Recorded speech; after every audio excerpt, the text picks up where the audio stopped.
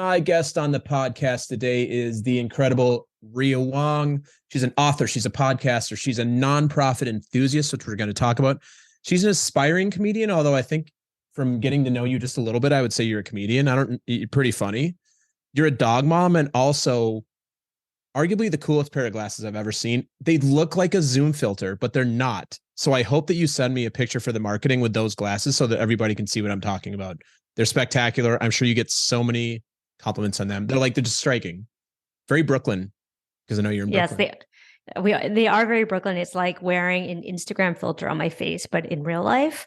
Yeah. And they're so striking. I actually got them on my logo because, we all need a signature look. Yeah. Iris Apfel has taught us we all need a signature look. We need a signature look. Better you than me. I think I would not look so good in those glasses, but maybe I would. I don't know. Don't knock it, Jason. We could until you tried it. We'll see. Well, Rhea, so glad we made this happen. What's really fun about this episode too is I am going to be then joining you live in about 45 minutes where we're going to talk about some stuff where I get to get on the hot seat and you get to make me look like a fool in front of people like I'm going to do to you. So we're going to have a really interesting conversation. Listen, Jason, looking like a fool would not be the first time. It won't be the last time. Me either. All right, Rhea, let's get into it because we've got a lot to talk about today. So first things first, what's something you nerd out about? I was thinking about this, so many things.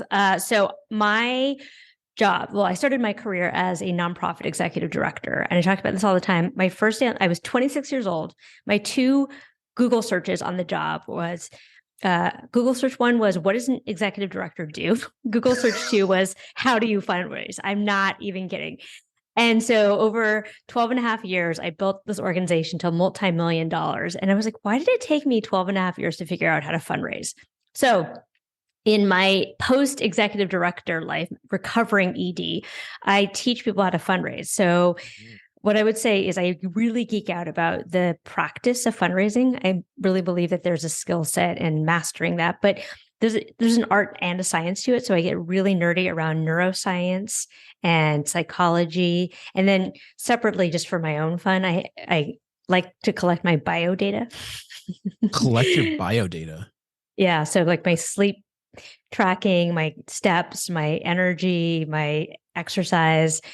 It's pretty nerdy. My husband makes fun of me. I like check my data religiously. What technology do you use to do that? I have a Fitbit. And then I recently bought this thing called the Muse headband that tracks my brain waves. So I can track my deep sleep patterns. I mean, it's really, it's really nerdy. And let me tell you, wearing that sleep tracker to bed at night is like number one sexiest thing. I don't know why Victoria's Secret has not created that headband. And then I have my my retainers on. It's like it's real sexy times at the Wong SIBO household. Yeah. Your husband's probably like, it's a good thing I met you before you got into this hobby. You're like, I'd love to get intimate with you, but we need to measure the bio waves as we're doing that and compare how it's going. Listen, we haven't even talked about my mouth guard.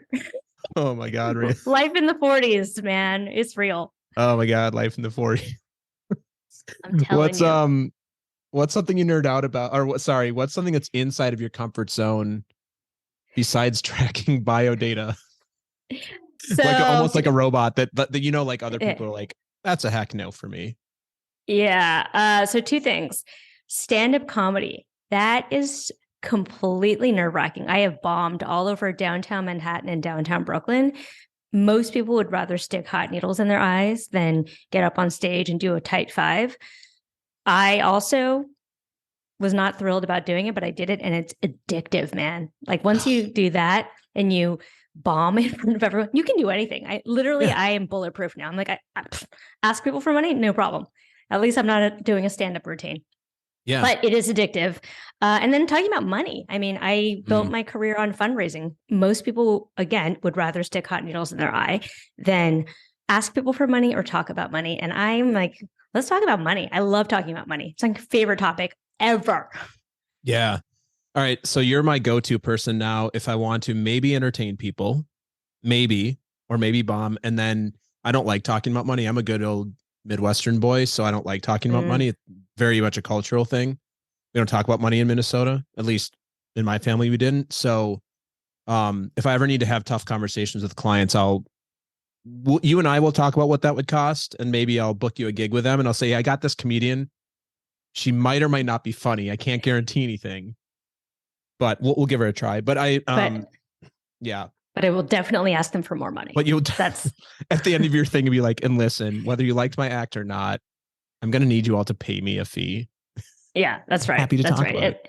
And whatever the fee is, just add 30%, and then like we're good. Yeah. I had a similar experience when I took improv for the first time, and I love improv. I was actually, my next thing was to take a stand-up writing class at the Pit. If you know the Pit, and it's yeah, I love the Pit. So I did the first 4 levels of improv there, and our class shows, they do class shows, was March 16th, 2020. So I remember that week before, we're like, oh, class show. And like, class shows are kind of terrible, but also really fun. You invite your friends. There's there's drinking, and it's at a theater, like a small theater, Stryker. It used to be called the Stryker Theater. And I remember they're like, we're not going to do the show because the city shut down, but we are going to meet for the last time on Zoom. And we did improv on Zoom, and it was actually really fun. It was actually really let me cool. tell you, dude, I've done stand-up on Zoom, and it is the most devastating, soul-sucking experience in the world. Like, so 10,000 hours and you have to practice. Stand-up, you literally need an audience to practice. Yeah. Like, it's not like on mute. Playing the violin. Oh my God, they're on mute. They're like black screens. I'm just like, I don't know what's happening. I don't know if you're not laughing because you're on mute, or if I'm not funny, but it made me want to shoot myself. Yeah, it was terrible. Comedy into the black hole doesn't. Oh, it was awful. Comedy is only good either watch it, like it needs to be live. I mean, not live. Like you need to be like have an audience to just do it, to like react to the thing. Yeah, it was awful. It was awful. The only other more traumatizing experience was when I did a stand-up open mic in San Francisco, and my stand-up comedy isn't like not safe for work. There's like swearing and all this other stuff. My parents came, my best friends were there, their parents were there, and my born again Christian aunt were all front and center. And I was like, this is the nightmare's complete. All I need to do is like be naked and take a calculus test, and the triumvirate would be done. Like again, but because you've done not suitable for work comedy in front of your parents, and you probably talked about body parts, you can really do anything. Listen, after you tell sex jokes in front of your parents, I feel like that's when you know you're a real grown up. You're grown up. Oh my God. I love that. That's good. So, Rhea, what's something that's outside of your comfort zone that, other people like to do or will do? It's so funny. This is such a New York answer. Driving. Okay, let's talk about. So I grew up in San Francisco. I never had a car there. Then I went to college back east, didn't have a car. Have lived in New York for almost 20 years. So technically I have a license, but when would I ever drive? And so I'm actually going to be heading to California for the winter. And so I felt like I had to bone up again. I took driving lessons in downtown Brooklyn.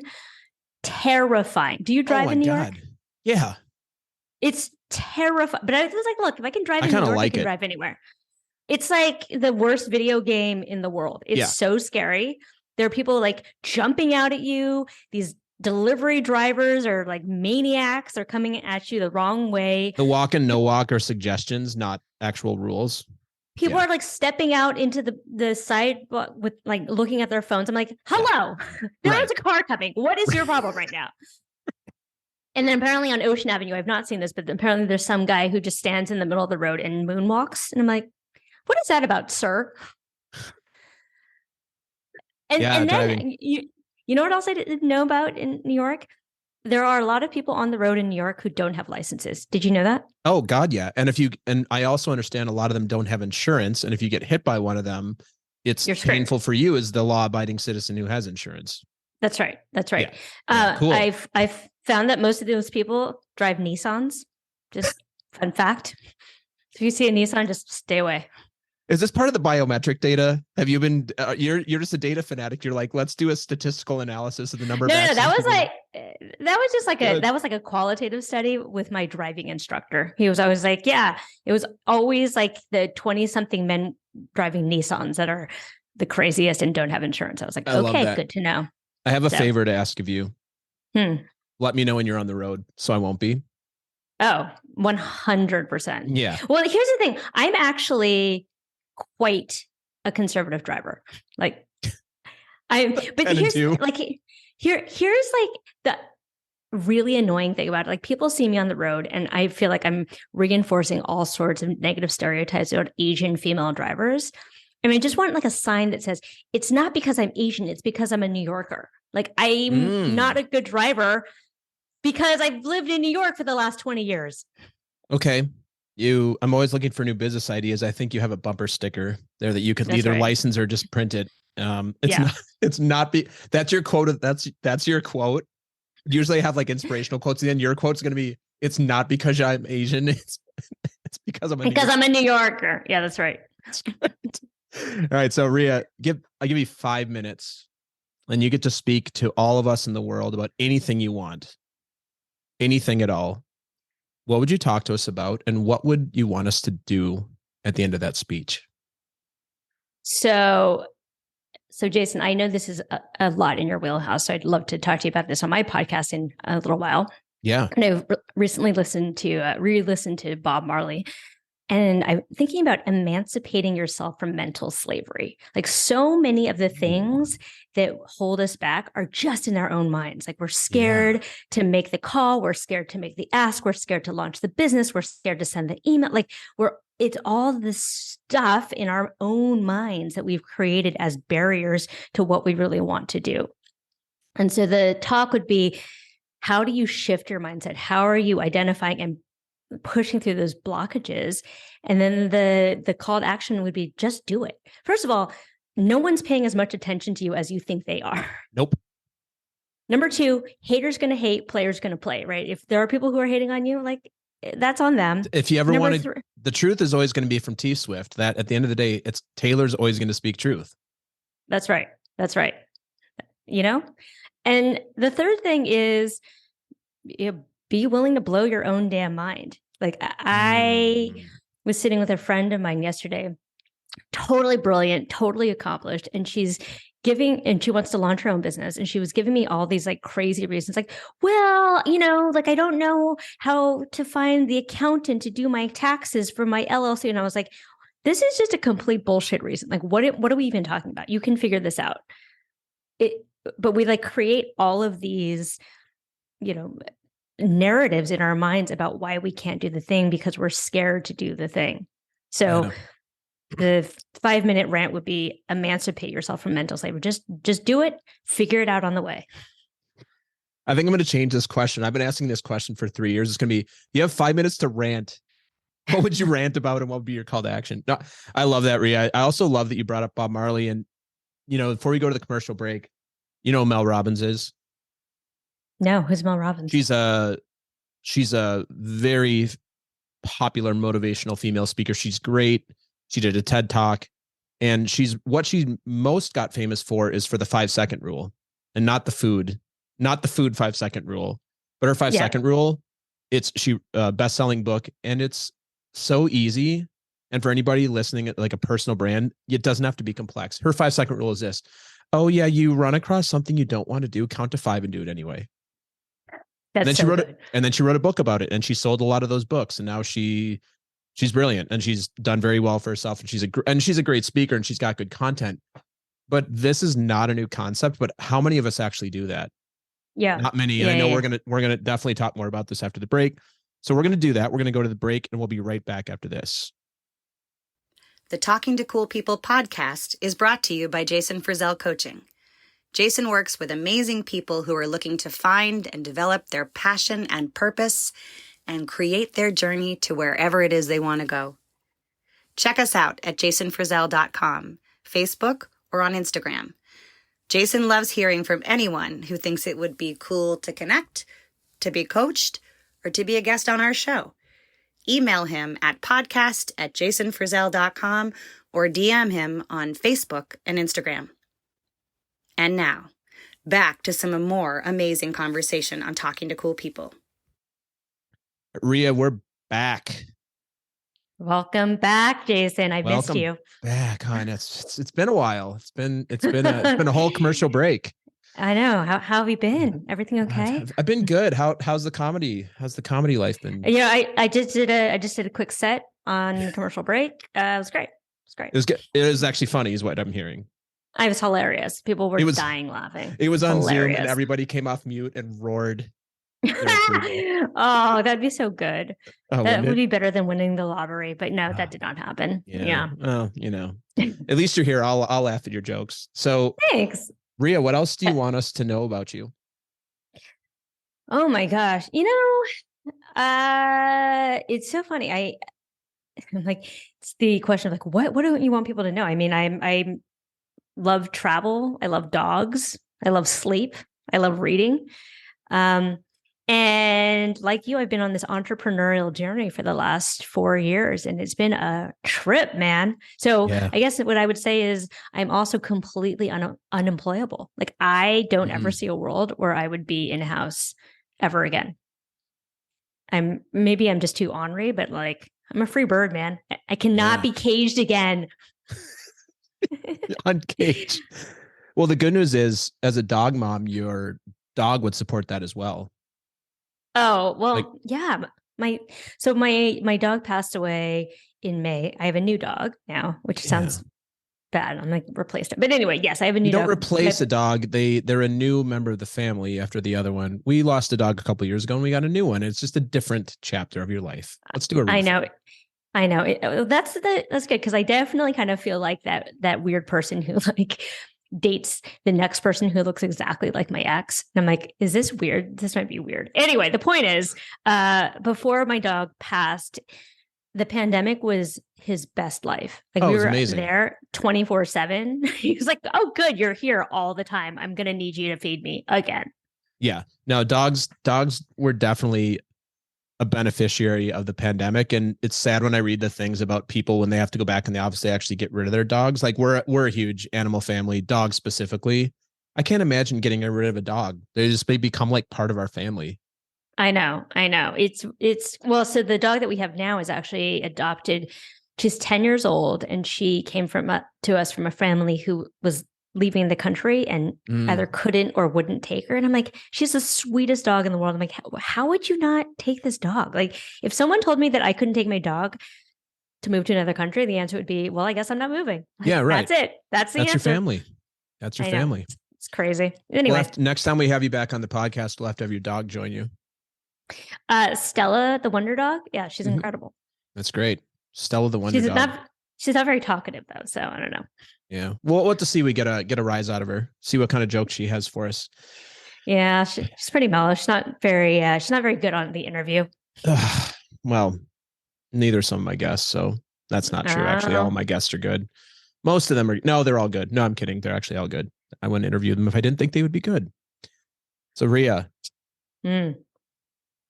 what would you like to ask me that I can answer for you and everybody listening? That is such a good question. Jason, curious about your morning routine. My morning routine. Yeah. Do you have a morning routine? It's a routine, but it's not necessarily designed by me. Okay. Because of the stage of life I'm in. Do you want to know my work day routine or my weekend routine or either? I want to know what gets you into the zone to do your best work. So I guess your workday routine. Yeah. So I'm an early riser. How early? If I'm asleep past 6:30, it's a rare day. Have you always been an early riser? Pretty much. I mean, not in like college and, after a long night of partying, but for the most part, I have this interesting biorhythm where I'm a night owl and an early riser. I think it's because I have a lot of. How much do you get? Yeah. It depends. Anywhere. I mean, sometimes I get 8. But I don't think my body, I don't think I need 8. I don't need a ton of sleep to be high functioning for the day, but I definitely crash at night, right? Like some people, they're like, if I don't get my 6 to 8, like they actually can't really do anything that day. Like that is not me. Like I am very reliable to power through whatever I need to. My morning routine. Well, it's interesting you asked this because our morning routine also consists of getting a 6-year-old to the bus and making sure a 2-year-old doesn't kill himself. So there's a lot of like that thing, and it is a team effort. But what I do for myself to get ready is I'll drink some caffeine, not coffee. We have my wife and I love these really delicious energy drinks called Alani's. If you've ever had them, and they have a mimosa flavor, and it's really good. It's like orange juice, but Really? almost no calories, but it's got 200 milligrams of caffeine. So I like to Huh. do that.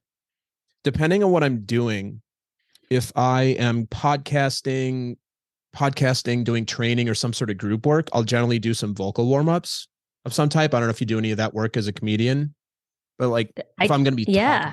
yeah, I do a little bit of that, not much. If I'm not, I'll generally check my calendar and get present to who I need to be for each of those calls. Cause I think we've talked about this. It's all in the same universe, but I do some different things, right? Like probably like you, like you're going to podcast and you might have a client call. So I kind of think about, okay, what's the energy I want to bring to each of these things? Like my podcasting energy is going to be a little different than my one-on-one energy with a client who got laid off last week, right? So, and getting present to that, and usually that's enough. I think that's my general routine. I think my overarching routine, the one thing that I have to have every single day that I've done for almost 600 days in a row, is walking 10,000 steps. Nice. So you do that in the morning? It depends. So Okay. sometimes I do it in the morning. If I actually plan it out. It's a non-negotiable. It's almost the one non-negotiable for me. So 10,000 steps a day, 100,000 steps a week. So I need to average actually about a little over 14, but it's about 14,000, a little more. But what I'll do there is I'll actually look, like, I'll just give you an example for today. I had a phone call at 9 and I took a walk. So that's about 6,000 steps. I have a client at 1:30 that I meet with on the phone. We walk and talk. That's another 6,000 steps. There's my 12,000 for the day plus whatever else I do. That is not a morning thing necessarily, but it is a non-negotiable, and I will like rearrange to do it. I used to meditate using a Muse headband, and then we had a baby, which like you're like, oh, it's meditation time, and you're like, oh shit. It's like a horror movie, and then you hear like a thumping or a little cry or a big cry, and you're like at that point you're not meditating, right? Like, oh, change diaper, or now that he just turned 2. He likes to kick the wall, like the crib. Oh, that's nice. Yeah, he kicks the crib, and because it's a crib, it's a little loose. It'll go donk, donk, donk against the wall, and then there's no meditating at that point. Like, yeah, and you're like, okay, but we have fun. When he gets up, sometimes we'll play guitar, watch a concert, or like just hang out and do that. And then the other thing I do is I generally try and do a little bit of work in the morning, like a little catch up on email. As somebody who works for myself now, and I didn't realize this before, my biorhythm is rock and roll in the morning, leave it all in the field, dead at night. And I didn't used to be like that. Like dead at night, meaning like I don't want to do any of the administrative or logistical work. So yeah, that's my morning routine, I guess my overall routine. Okay, that's really interesting. Would you ever get back into meditation? Yes, I'd love to. I would love to. So what's stopping you? The young child in the morning. I don't know when I would do it. For me, this is the other thing, and there's an opportunity to do it at night, but really for me, meditation, I used to do 20 minutes like clockwork. I know the way I work, it is most beneficial to do right when I get up. And I would need to get up earlier than I get up, and I'm not willing to do that. Yeah. What about a walking meditation? I do that. So a lot of times when I walk, I will not listen to anything. I'll just kind of walk, and it's actually where I ideate. But that's not really meditation, but I will try and be like, oh, let me just think about nothing and listen to the nature, because we live in the country. But generally from there, I will start to ideate and come up with, it's like where this podcast came from. It's like, oh, I want to do a podcast, what I want to do. I guess that's a form of meditation, but it's a little more busy-minded meditation. But it's more getting present to what's true for me, as opposed to like, I don't need to come up with the how to in those moments. It's more like, what's the idea? Yeah. So I would love to get more into meditation, because when I was doing 20 minutes like clockwork, and I did it with a Muse band, because I'm a gamification person. So I'm like, oh, let me track my number of birds. Yeah. I love it. I loved it. Yeah. It's pretty great. I would have to get up 20 minutes earlier in order to make it work. And quite frankly, our son's name is Charlie. He wakes up when he wakes up. And I don't want to I am not a person who's like, I'm going to meditate for 20, and then like 3 minutes in, I hear him. Like does not work for me. I either want to do it, or I want to spend my time doing something else. Yeah. And there's room for improvement here. And I know that, but Yeah, I was going to say, cool story, bro. yeah, exactly. You're like, that's a bunch of BS. The truth is I did it. I love it. And it is challenging with a little human who doesn't have an alarm clock other than, oh, I'm up. Yeah. Let me kick the crib. Yeah. But yes, I will definitely get back into it. And I need to figure out how to carve it into my calendar in the morning after I get my daughter to the bus stop. And then like, I think I can fit it in there at least 5 minutes. I want to start back up with something again. So maybe we'll talk about that and like what you would have. Cause I know if you're a master meditator or not, but I know this is a thing that you are. Well, let me ask you the next question here, Rhea. What are you passionate about? You're like, it's funny you ask. It's meditation. I am actually not passionate about meditation. It's a thing I do because I know it helps me move through my day with a little bit more equanimity. But I am on my 750th day of meditation. So I've always sort of meditated. I've practiced yoga since I was 18, but during the pandemic, I got real serious about it. And like you, I'm into the gamification. So I'm on Insight Timer and I'm racking up those little stars. But if I don't meditate, if I meditate, say in the evening, I really notice a difference of the quality of my day because Really? I haven't started with, I like to start my day with meditation and just sort of like calms down the system. Yeah. The other thing I do mostly every day is my 20-minute swim. That's kind of a non-negotiable. So I either swim or I do yoga mostly every day. And it's just 20 minutes in the pool. It's not, it's funny. I heard that Mr. Rogers used to do every day in the pool. And then he would go and he would have the little pool out in his front yard. In his little front thing, he had a little pool there sometimes. Oh, his little foot bath? Yeah, his little foot bath. Yeah. Oh, that's so cool. Where do you swim? There's a Chelsea Piers right on Livingston. Brooklyn misses you, Jason. There it is. That's right. I've never been to that one, but yeah, that's super cool. It's awesome. I'm a decent swimmer, but it's never been a thing that I've done for exercise. It's just been like, like going to the beach. But people that swim seem to really swear by it. I think it's a game changer. And the other thing for me is I listen to podcasts while I swim. So you have some waterproof earbuds? I got some underwater MP3s. So I'm listening to like Tim Ferriss and all of like Pat Flynn and Amy Porterfield and Brooke Castillo, and I'm getting ideas about my business while I'm swimming. I think the next step would be to figure out like an underwater notebook. Like, oh yeah, that's a great idea. Let me take an underwater notebook. That would be amazing. That's cool. Yeah. Speaking of geeky things, I like have a whole setup. So I have like hand paddles and a snorkel and my MP3. Yeah, it's dork city over here, man. It's real serious. I've never heard of hand paddles for swimming. Yeah. So it's like just like these paddles that you put on your hands in order to like increase the resistance, but also to go faster in the water. Oh, but it's to make you stronger. It's like a workout. Because I was thinking it would be more like flippers. It'd be the opposite, where it actually makes you go faster and it's less. Oh, it actually makes it a little bit harder because there's more resistance, but it also pushes you. Yeah, gotcha. Yeah. So it's like our golden retriever with her webbed. Exactly. It creates some webbed hands. Web. Yeah. Your final goal is to become as close to a bird dog as possible. More like a toad or a frog.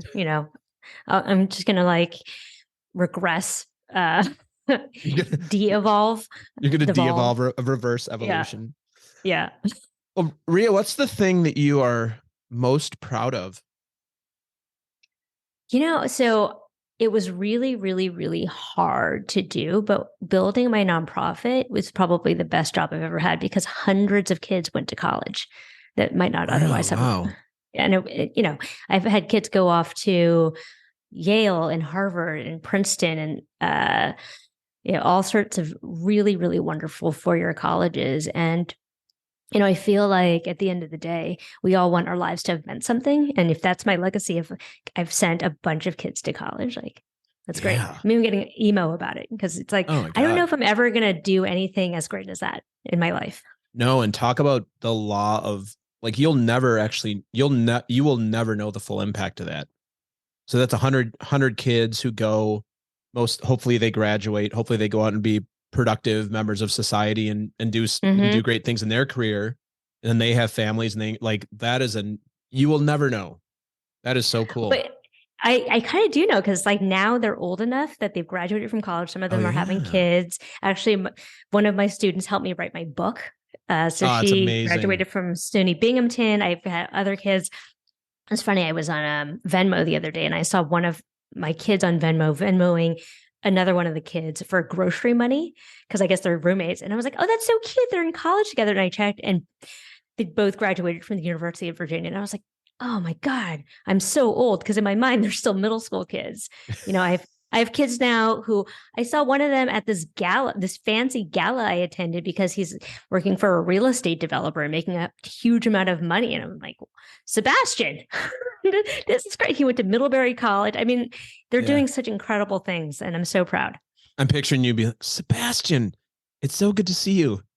Hey, remember how I helped you out? I'm actually fundraising, and I like talking about money. And it sounds like I told him. No, I was like, I hope you're giving money back to the organization. He's like, I am. I was great. That's all I need to know. I like that. Like, not even the question, are you? You're just like, I hope you are. Like, there's a pure agenda there. I love it. I literally was like, so you better be doing this, or I'll call your parents, because I still have your parents on speed dial on my phone. That's amazing. All right, let's see. What else do I want to ask you? What are you afraid might actually be true about you? Oh my God, this question messed with my mind. I was like, oh my God. Good. It's like a Matrix moment. It's like a Matrix therapy moment. Yeah. Yeah. Okay. So 2 things that I am afraid might actually be true about me. Number 1 is I actually am as obnoxious as I think I might be. And the second thing is, and I think we all have this, is the imposter syndrome. Like, to me, it's like, whatever. Someone can tell me they don't like me, and like, it's fine. But if someone told me that I didn't know what I was talking about, and I was a complete imposter, and like I was not helpful, that would actually be more of a, bullet to the heart. Because I really pride myself on being helpful, being able to add value. So I think that would be terrifying to learn. Yeah. You answered the second part of this question that I don't give to my guests. What do you do to compensate for that fear? So it sounds like the being helpful is like how you prove that like you actually know what you're doing, which would make a ton of sense. How do you compensate for I might be as obnoxious as I think I am? And by the way, I like this question because it's like, it's just a belief system. It doesn't mean that you're obnoxious. It's just like what you internally say to yourself. What do you do? How do you compensate for that? I'm so glad you asked. So I literally had this very thing happen. So what happened was I was doing a free training for another platform, and I got a bunch of feedback back. 5 of them were like, this was amazing, so incredible, blah, blah, blah. This one email, it was kind of mean. She goes, Rhea's stuff was interesting, but I could have really done without all of the hand flapping and the incomplete sentences. And my first reaction was like, what? And then my second reaction, I took 5 seconds, right? I took a beat, and I was like, okay, why am I reacting like this? Like, what's happening here? Took a breath, and I was like, oh, this woman just is not one of my people. And that's totally fine. You know what? Vaya con Dios, go find someone else who is your person, who you vibe with, who you don't need to witness hand flapping about. There are a whole bunch of people out here who actually want to hear what I have to say. So there you go. Yeah. And especially as a fellow person who speaks and trains and such, you're never going to be the person for everybody. No. Never. Also, that's a lesson that took me a long time to learn. Yeah. I mean, there's some percentage of people who are just not going to like what you do, are not going to like your style, aren't going to like the way you are going to hate everything about you. Yeah. And that's totally fine. Like, there's literally nothing on this planet that is for everybody except for air and water. You know what I mean? It's like the very basic Maslow's hierarchy, the very, very basic things that used to be free. I guess they're kind of free still, but water would be arguable. But totally. Like, I did the same thing. We'll do a speech, or I'll do a training. You get like, 9s and 10s, and then one like 9s and 10s out of 10. And oh my gosh, this made such a difference. I can't wait to use it. When people like, and they'll come up with like the hand flapping thing. Mm-hmm. To give somebody feedback on that, to me, is like, that actually irritates me, because that's just that's purely personal opinion. Oh yeah. Your Well, natural and it's also style just is like, you're an expressive yeah, person. like I use my hands when I talk, especially on Zoom, right? Because you can't see It's also anything else good really. speechcraft. So maybe this person Right. is like actually looking at you. They're like, God, I wish I could be more expressive. Well, let me knock somebody down because they're actually doing what I wish. Well, I was just like, okay, lady, Peace clearly out. you were having a bad day, and that is not about me. So you know what? Go take a Xanax and like handle yourself. Goodbye. And you did it like super expressively with a lot of hand gestures. Hey, guess what? You should take a Xanax. Except you should have done it in incomplete sentences like, hey, lady, take Xanax. Bye. Bye. Bye. Yeah. I don't know. Some haters gonna hate, right? Yeah, So, exactly. Back to the anyway. T-Swift callback. I love it. All right, That's right. let's bring this bad boy home, because you and I have some other fun things to do live here in a little bit. So Rhea, how do you see the world? Mostly friendly with a daily shower of slight aggravations. Spoken like a true New York driver. Oh my Just God. a New York Oh. driver. You will forever be a New York driver to me now. Nothing else. Can never see you anything other than she's just a New York driver. Well, you know, it's funny because I'm quite small. I was in the car and I was like, hey, I was talking to my driving instructor. I was like, hey, you remember that old Burger King ad? Like, where's the beef? You know, like that little old lady. And he looks at me blankly. I was like, you're too young. Never mind. You're like, you know what I'm talking about, right? Yeah, yeah, no, of course, yeah. I think we're Where's around the beef? same age. Yeah, for Yeah. sure. Oh my God, yeah. Yeah. That was one of the most memorable commercials in I think must have been the 80s. Yeah. Yeah. Like Yeah. during the Super Bowl. Slight aggregation. That's a very New York way to look at the world. You're like, that's pretty cool. People are pretty cool, except some of you are not. Yeah. Well, it's like mostly things work out. I see the world as generally a friendly place. And then there's just like also the 1,000 paper cuts of living in New York City. Oh, yeah. You know what I mean? Yeah. Oh, I do. And it's not going to kill you, but it's also just like, this is annoying. Yeah. Paper cuts, dog piss, people tourists that won't get out of your way in the sidewalk. Speaking for others, that doesn't annoy me at all, but I know people it does. But I love being stuck behind tourists that will not. No, I don't. I hate it. All right. It depends on where you are in the city, though, because where you were in Brooklyn, there are tons of tourists on the promenade, I imagine. Yeah. So, Rhea, how can everybody connect with you? I know you have a book. You got all sorts of good stuff you're up to. Yeah, I've got a book called Get That Money, Honey, the No BS Guide to Raising Money for Your Nonprofit. I've got a podcast, Nonprofit Lowdown. I'm on LinkedIn. I have a newsletter. So if you need to raise money or know people who need to raise money for a cause, hit me up. Cool. We're going to put all that in the show notes.